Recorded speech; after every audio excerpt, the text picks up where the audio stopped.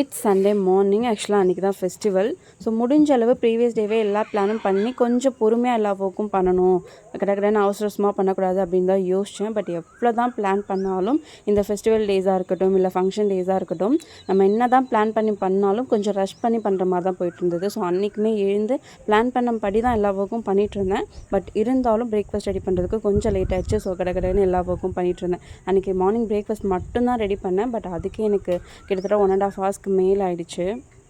And இது இல்லாமல் இன்னும் லஞ்ச் ஒர்க் இருக்குது அண்ட் கோவிலுக்கு போகணும். ஸோ அபிஷேகம் இதெல்லாமே இருக்குது. அண்ட் ப்ரிப்ரேஷன் மாதிரி கொஞ்சமாக ஆனியன் அண்ட் தக்காளி இது மட்டும் கட் பண்ணி வச்சுருக்கேன் லஞ்ச் ரெடி பண்ணுறதுக்கு.